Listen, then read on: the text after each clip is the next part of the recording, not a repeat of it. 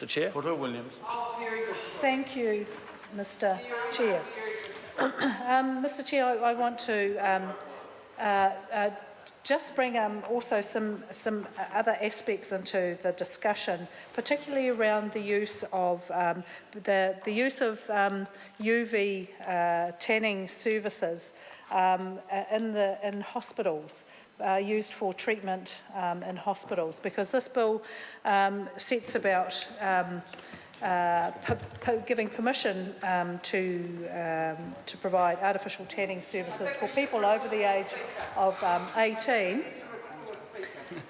except, and there is an exception if to that age requirement if the person is receiving treatment at a hospital. And I have a family member who is receiving just such a treatment, light treatment for a particular skin condition. And the reason I want to talk about this, Mr Chair, is because that is a carefully, closely managed treatment. The UV treatment is delivered in very, very short bursts. It's managed by well-trained clinicians, and it occurs in a hospital setting where blood tests are taken, the condition of the skin is monitored very closely, and the medication is also applied, and there's very, very close regard given to the health of the person as they're undertaking this UV treatment. Now, this is UV treatment that is very similar, but given in very light doses, very small doses, very similar to the type of thing that you would get sitting in a sunbed for 10 minutes. Now, the types of times that I'm talking about when you are actually using this as a therapy, we are talking about seconds. We are talking about tens of seconds, perhaps 30 seconds. We are not talking about minutes.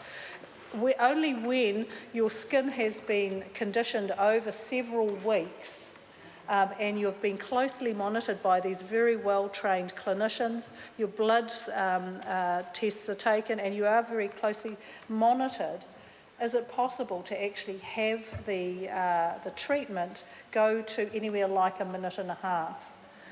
This is a clinical treatment versus what is going to be available to the general public over the age of 18 in a sun tanning clinic for several minutes at a time. So there's an obvious risk that's identified by clinicians in the use of UV as a treatment for skin conditions. And that has not necessarily translated in this bill to be determined as a risk for people over the age of 18 who are taking this risk with their health. And it does concern me, Mr Speaker, that we are not considering actually outright banning the use of sunbeds. It's interesting that we make reference to the work that's happening in Australia, because in Australia they take much higher regard to the risk of melanoma through exposure to the sun and through sunbeds.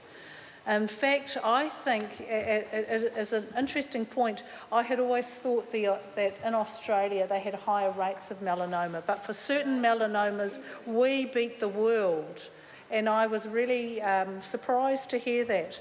The Australians have taken not only the view that sunbeds themselves are dangerous, but they've also taken the added step of, if you are a worker who works all day in the sun, you are required by your employer to wear personal protective equipment, which means long sleeves and long trousers and a hat, and to actually apply sunscreen.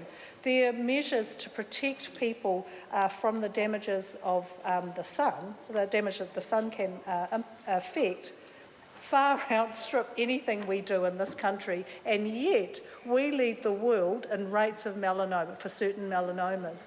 So this legislation could have gone so much further. In fact, One would be, you could say we're actually quite negligent.